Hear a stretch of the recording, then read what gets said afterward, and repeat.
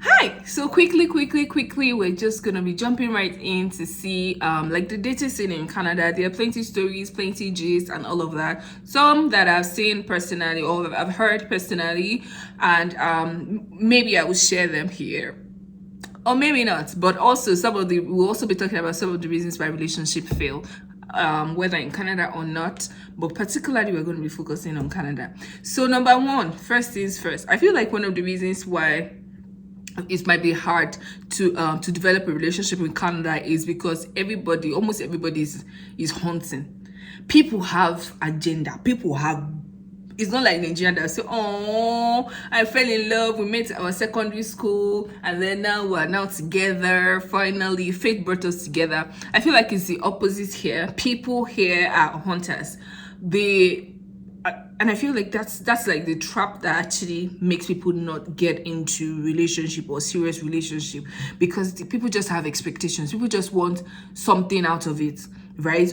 Most of the time. I'm not saying that's 100% of it, but most of the time. So take for example, a lady might want to date a guy because maybe the guy is a citizen and the guy could help her, like apply for her. A guy, for example, might want to date a lady because she's very submissive and she has a very good tech job, so there will be money, or she's a nurse and so that means that she will always have job, and that means that the finances of the family are always taken care of. Even if you divorce, blah blah blah blah blah blah, she's even the amount of money that she has will still be good for alimony and whatever. So like people, I feel like that's a major issue, and because they want to hunt, they are focusing their energy on trying to pick the best ones, and the best ones are also trying to pick the best ones, which is not bad. Like if it's not like to just hunt for your own personal pleasure, but like of course everybody wants the best person that they want to be in the relationship with the best person. So that's not really the issue, but the issue is that if your agenda is not like to be in a relationship with that person or to build with that person, but just to use the person, which I feel like that's a lot of what I'm seeing around, or what I've seen or heard of about people's relationship abroad, particularly in Canada. Another thing I would like to say is that I actually wrote this point down so I would not forget, so I'll just be referring back to it.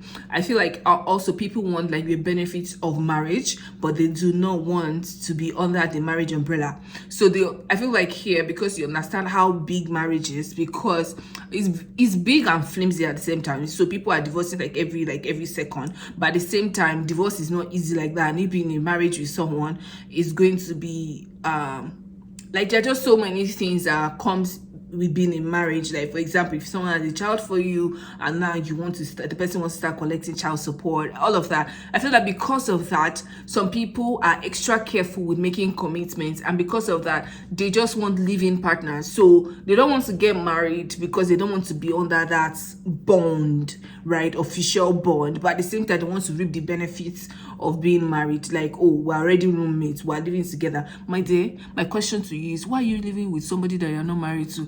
That part, I made a post about it on Instagram, but that part is something that till now I still do not understand why you do that, because I feel like it's doing you a disservice, because you've already started living with the person. You might say, oh, it's to reduce cost and all. Well, wait till you get married and reduce costs with your life partner and build something with them, or look for another girl or another boy, so it will be boy and girl renting a place, sharing a place to reduce the money. Why does it have to be with the opposite sex? That's the part that I do not understand, because I mean, if you sleep around danger too much, it's just a matter of time. Even if it's a splash of danger, it will touch you. So if you say, oh, we're only living together but nothing is going to happen, and if you stay around that for a while, it's just a matter of time before something actually happens that you're not proud of.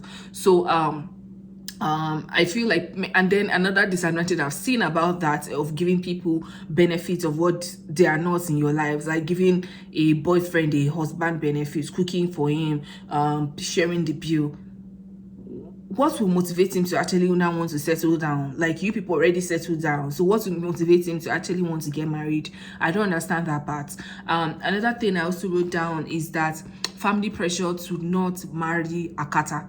If I don't know if you people understand what akata means, but akata is like marrying someone abroad, be particularly maybe Black Americans or people who are not Nigerians. So there's a pressure from like families back home. Ma from Canada, oh, they are oh, ma from Ibo, they are not so good, blah blah blah. They don't have character, they don't have to respect, they can't take care of their home, blah blah blah. So many stereotypes that have now been passed to the children. Now the children have my mommy will not accept someone that was raised in Canada, or my mommy will not accept this kind, my mommy will not accept that kind.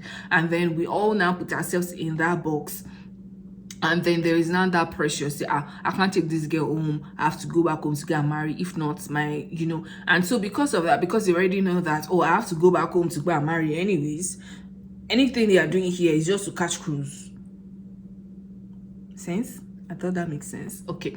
Another thing I wrote down is part of the reason why you might not be finding the person that you really want to be with is maybe you're not a part of a community.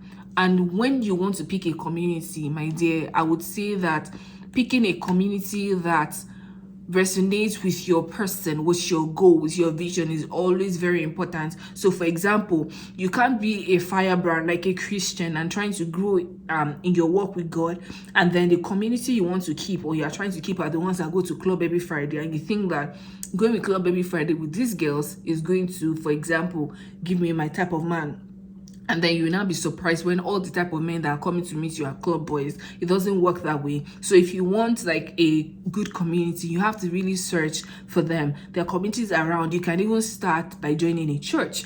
And I feel like joining a church and also being a part of a church that has a vibrant youth section is also very important. Like, so people have activities like, oh, summer hangout, youth takeover service. That way you can see other youths. You can also participate in some of the activities, join a service unit. That way you're integrating yourself. Someone is doing birthday among the youth, they invite you, you get to meet people, you connect, you build friendships. Oh, my boyfriend's friend is looking for someone, is in he needs a relationship, he has really been praying, oh, I am also in need of a relationship, maybe we could hang out. That could be a way. So yeah, selecting your community is very, very important. And I find that isolating yourself abroad does not really help you and does not really help anybody.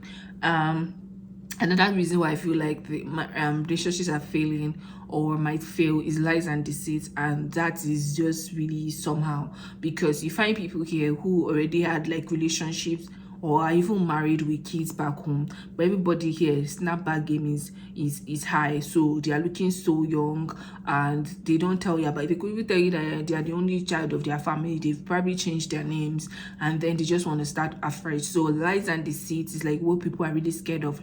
Like, because you are here and it's only me and you that are here, I don't know your family back home. I don't know if you say the fact that you are a child of a minister, you're actually a child of a minister. Maybe your parents are actually dead, or your parents are actually really poor in Abule Jesha and you're not even telling me anything. So it's really, really, really, really, really, really, really one of the reasons why relationship even break, because once people now find out, oh, so you've been lying to me all along, they want to cut it off, and we really can't blame them, can we?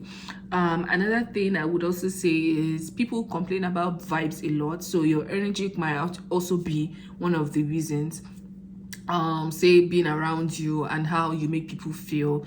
And I feel like I've heard this quote before. People might not remember what you said, but they will remember how you made them feel. So even people that you think that is a girl, I'm not dating a girl anyways, I'm a girl, so I'm not dating a girl, but you're not nice to them, they would remember how you made them feel. And if they have somebody or an event or something that they could have invited you to, maybe that you have met the love of your life, they feel like, I don't like this person's energy and I don't want to be around this person. So in all, I would say you yourself should also be in love with yourself and be in love with people around you. Like, be nice, be kind, express that love of God. And if you don't, people always run away from people with bad vibes. You already know that they say vibes and inshallah.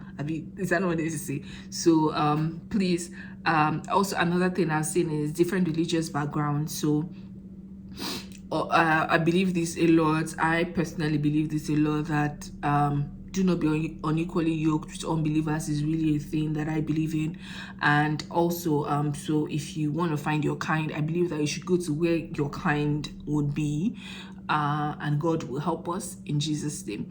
If you have any other points, I really want to know if you've been in a dating scene in Canada and you have any other reasons why you believe that relationships don't last in Canada. Please just let me know. You can drop it in the comment section. I also want to learn. I also want to grow my mind space, or maybe there's some things I've said that you feel like that has been your case. I also want to hear your story and respond to them. Thank you so much. If you've listened to this far, please don't forget to like, don't forget to subscribe, don't forget to share.